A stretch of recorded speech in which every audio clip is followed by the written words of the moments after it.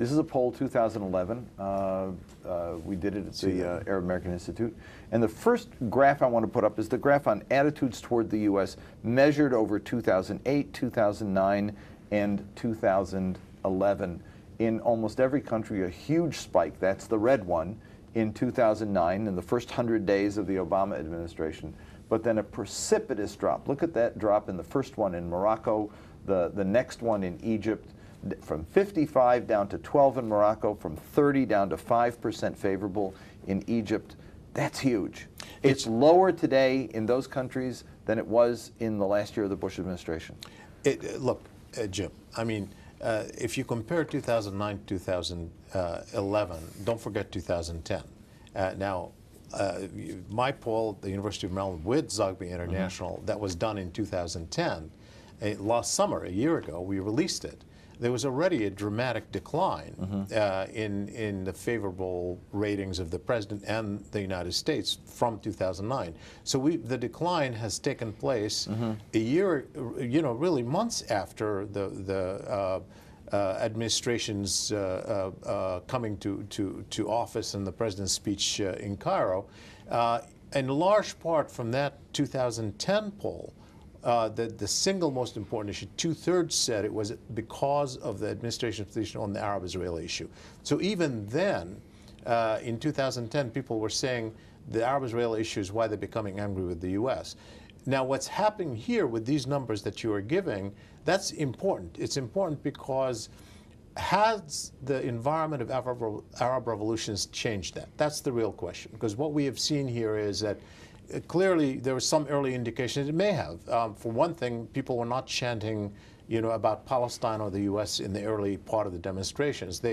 In the case of Libya, Arab public opinion seemed to be wanting Western intervention in an Arab country, unheard of before. So there were people who were saying maybe the views of the West have changed because the West has taken a position that has seemed more sympathetic to the demonstrators. Maybe the Arab-Israeli issue is no longer important. So what you're giving here is some evidence that says no, the prism of evaluation of America remains the same. Arab revolutions haven't changed it. They've only actually even highlighted it. That's an important thing to Let's take a look at the issue you raised, the president meeting expectations in the speech in Cairo. Did he meet those expectations? Blue is yes, and red is no. Clearly, he did not meet the expectations. And again, on the Palestine issue, it's a board we can't really put up because the numbers are way too complicated. But on the Israel-Palestine issue, it still remains the #1 issue viewed in the region as what the U.S. needs to do to improve its image. And yet the president's stymied. I mean, Netanyahu gets more applause before Congress than the president does. He's stymied in the region and he's stymied at home. Talk a little about that and about the UN and an expected vote on Palestine. What would that do? What would it do if the U.S. in fact does veto?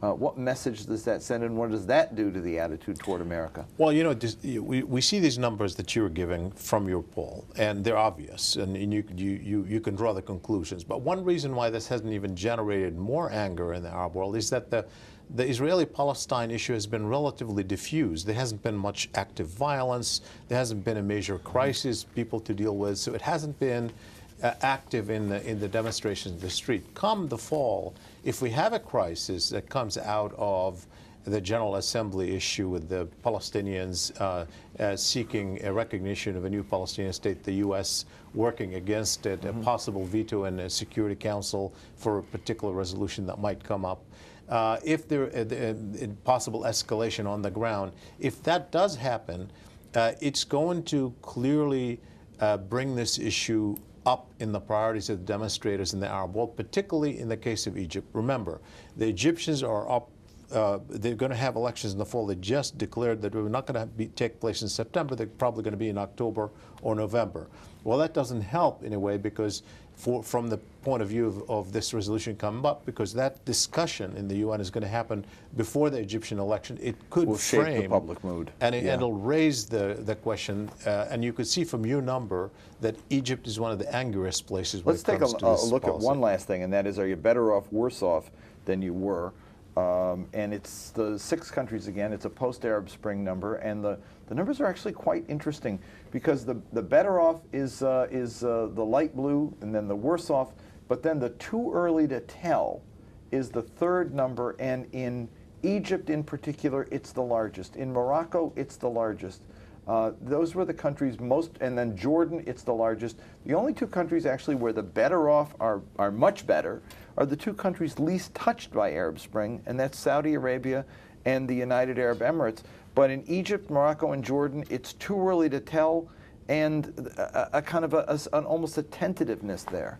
Well, I think they're being realistic, and particularly now that you've taken the poll anyway, you know, a few weeks after, and so people, there's a transition going on, and there's a debate about whether, you know, the military is asserting itself, whether there's change taking place. So people are being realistic, and in that sense, I think people are waiting and see. But when you have another question there that you asked in the poll about whether they're optimistic or pessimistic about the future, and people are more optimistic in places where that has taken place. Tentative now, but very optimistic about the future. And so that's very important.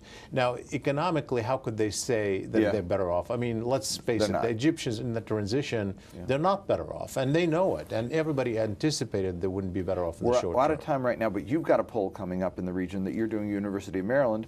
Want to have you on when that's out, so we'll take a look at those numbers in the fall. Thanks for joining us, Shibley Telhami. As always, a great chance to talk to you.